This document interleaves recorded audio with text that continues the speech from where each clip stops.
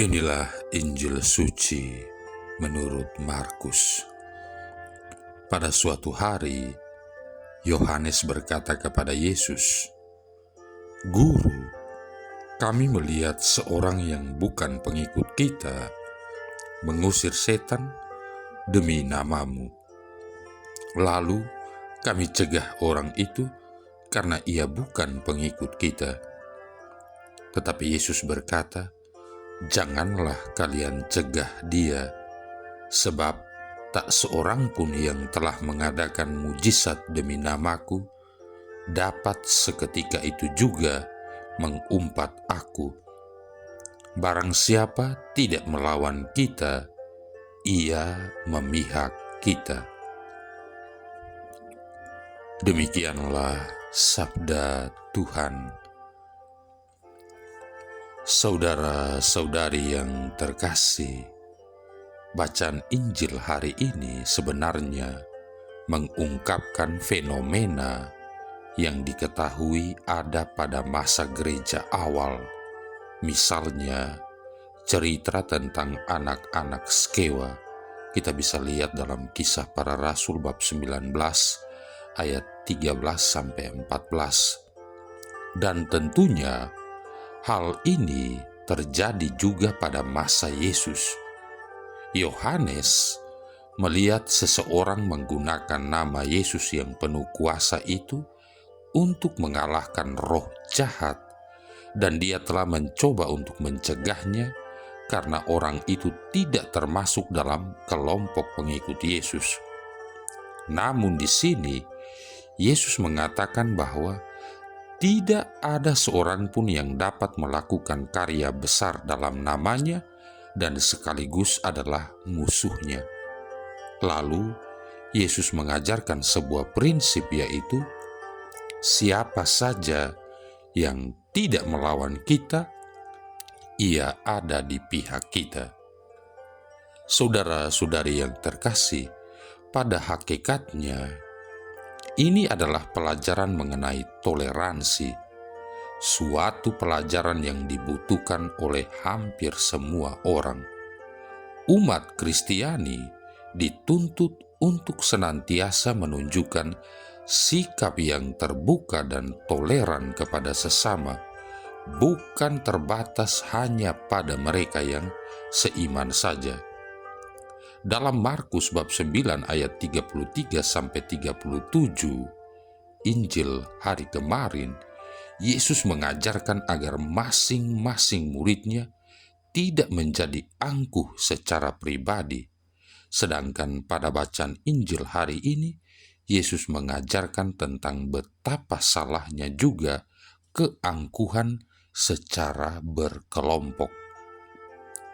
Kita boleh saja tidak sependapat dengan kepercayaan yang dianut oleh seorang yang lain.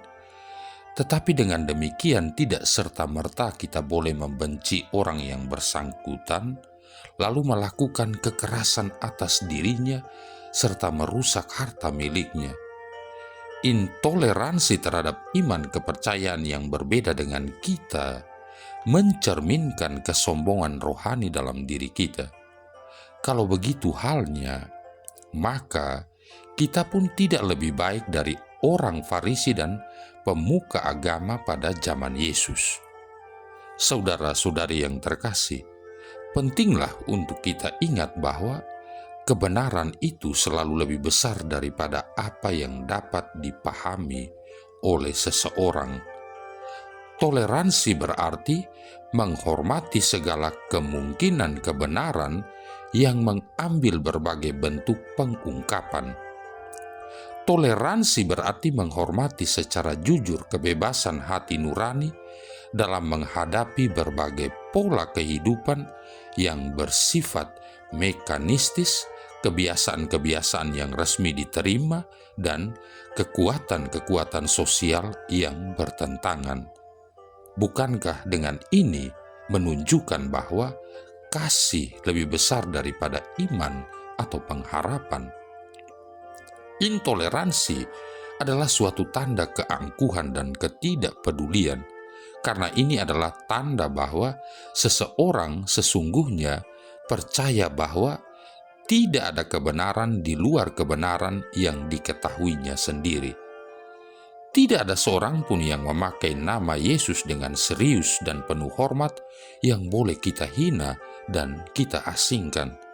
Demikian pula tidak ada satupun tindakan kebaikan dalam nama Yesus yang dapat dilarang oleh para pengikutnya sendiri. Saudara-saudari yang terkasih, ada ungkapan yang mengatakan hati yang bersih menjauhkan masalah. Benar, karena hati yang bersih dipenuhi kebaikan dan cinta kasih.